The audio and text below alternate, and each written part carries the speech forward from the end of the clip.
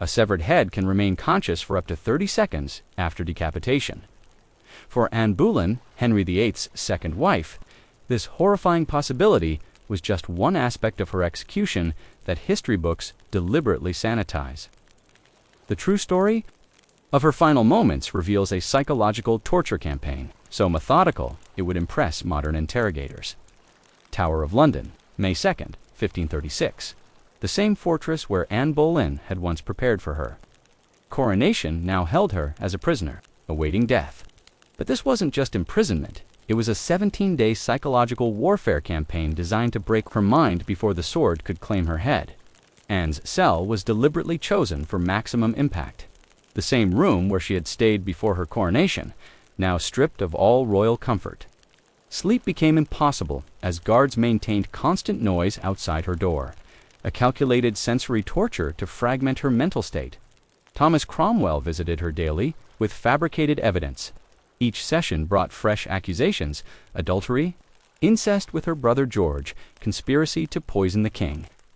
"Your brother has confessed," he would tell her, watching her face crumble. None of it was true, but isolated from all supporters, Anne was forced to exist in a reality constructed entirely by her captors. The torture wasn't physical, it was psychological manipulation. Cromwell presented fabricated confessions from alleged lovers, complete with intimate details. When she protested her innocence, he would produce another document, another witness, another nail in the coffin of her sanity. By the first week's end, Anne barely recognized herself.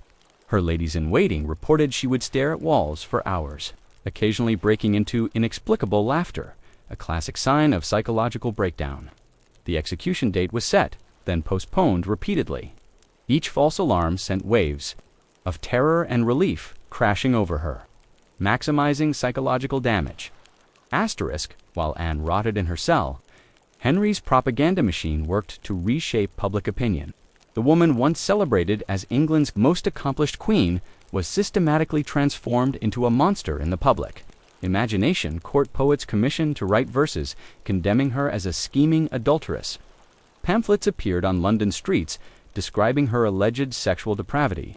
The printing press became a weapon of mass character destruction, weaponizing Anne's own strengths against her. Her intelligence became cunning manipulation. Her political involvement became treasonous meddling. Henry's agents spread rumors that Anne had used witchcraft to seduce the king. Her sixth finger, a minor birth defect, became evidence of supernatural evil. The most devastating blow came when Henry declared their marriage invalid, making Elizabeth illegitimate, retroactively erasing everything Anne had achieved. Anne's supporters found themselves in impossible positions. Speaking in her defense could be interpreted as treason. One by one, her allies abandoned her out of self-preservation. The court that had once revolved around her now treated her as if she had never existed. Meanwhile, Henry had already begun courting Jane Seymour, Anne's lady-in-waiting. The message was clear. Anne was so replaceable that her successor had been chosen before she was even dead. This wasn't just adultery, it was the ultimate psychological cruelty. Asterisk, May 19, 1536, Anne's execution morning dawned unusually bright, creating a grotesque contrast to the darkness about to unfold. After 17 days of psychological torture, the final act in Henry's destruction campaign had arrived. Anne spent her final night in prayer, requesting the sacrament at 2 a.m. and kneeling for hours. By dawn, she had been awake for nearly 24 hours, her mind fractured by exhaustion and terror. When the Tower lieutenant came to fetch her, witnesses reported something chilling. Anne was laughing with her ladies, not peace, but psychological breakdown. The walk to the scaffold was choreographed for maximum humiliation. Anne was led through corridors where she had once processed as queen, flanked by guards while courtiers watched with calculated indifference. The scaffold on Tower Green was deliberately low, just 3 feet off the ground, to rob Anne of dignity. The crowd had been carefully managed, with Henry's planted supporters instructed to cheer when she died. What should have been solemn became carnival-like entertainment. Anne's final speech revealed both political skill and desperation. "Good Christian people, I am come hither to die, for according to the law, and by the law, I am judged to die. This apparent submission was actually her final rebellion, acknowledging the law while not admitting guilt, subtly challenging the charge's legitimacy. Henry imported a master, swordsman from Calais, specifically for Anne's execution. This detail is often presented as mercy, but the reality was more sinister. The choice of a foreign executioner emphasized the theatrical nature, while ensuring no English executioner would be tainted by killing an anointed queen. The executioner had practiced on animals beforehand, determined to earn his substantial fee. With a clean kill, this cold professionalism, reducing Anne's death to a technical challenge, exemplified her complete dehumanization. Anne was blindfolded, ostensibly as mercy, but actually to prevent flinching that could cause a botched execution. The French technique required her to kneel upright rather than placing her head on a block, forcing her to maintain composure through sheer willpower. Witnesses reported she continuously moved her lips in prayer, trembling as she strained to detect any sound that might herald her death.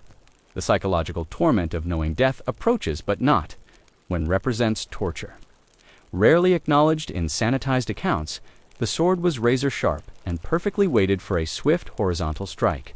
The executioner positioned himself carefully, waiting for the precise moment when Anne's posture was perfect. The crowd fell silent, creating eerie atmosphere where every breath could be heard. Then, with a single fluid motion, practiced countless times, the blade swept through the air. The sword severed Anne's head with surgical precision. But what happened next defies sanitized history. According to witness accounts, Anne's eyes and lips continued moving for several seconds after decapitation, a horrifying physiological response from remaining brain oxygen. Some witnesses swore they saw her lips forming words, perhaps continuing her interrupted prayer. The sight was so disturbing that several courtiers fainted. The executioner lifted Anne's severed head by the hair to display it to the crowd. Blood still pumping from severed arteries, but perhaps most shocking, no proper coffin had been prepared. Her ladies-in-waiting had to scramble to find an arrow chest for her head and body. This oversight spoke volumes about the complete disregard for Anne's dignity, even in death. She was an afterthought. The hasty burial followed without proper Christian ceremony. Anne was interred in an unmarked grave within the Tower Chapel, her exact location forgotten for centuries. While Anne's head finally rested, Henry was already celebrating. He became engaged to Jane Seymour the very day of Anne's execution, marrying her within 2 weeks. The callous speed revealed the execution as merely convenient problem-solving. The systematic erasure began immediately. Court painters destroyed her portraits, her emblems were chiseled from palace walls, and mentioning her name could lead to royal disfavor. Meanwhile, 3-year-old Elizabeth was declared illegitimate. Her household dissolved overnight, 5 centuries later. Anne Boleyn's execution continues to fascinate because it represents more than a queen's death. It's a masterclass in how absolute power can systematically destroy not just a person, but their very memory. The true horror wasn't the swift sword stroke, but understanding it as the culmination of a campaign to unmake a woman who had risen too high. She wasn't merely killed, she was systematically erased, her reputation destroyed, her achievements nullified. From a modern perspective, Anne's case reads like textbook state-sanctioned gaslighting. The outlandish charges were convinced through careful public manipulation and narrative control, demonstrating truth's fragility when confronted with absolute power. The execution was pure theater, designed not just to end life, but send a message about challenging royal authority. Every detail was orchestrated to maximize spectacle and humiliation. From the imported executioner to the carnival atmosphere, the ripple effects extended far beyond Anne's death. Her ladies-in-waiting suffered severe psychological trauma, and a climate of fear permeated Henry's court for years. Perhaps Anne's final tragedy is that despite Henry's erasure efforts, her death, rather than her life, became her enduring legacy. In the end, Anne Boleyn's execution warns about unchecked powers, dangers, and truths. Vulnerability to systematic propaganda. Her severed head, conscious for those final terrible seconds, saw with dying eyes a world where reality itself could be rewritten by those with sufficient authority and ruthlessness.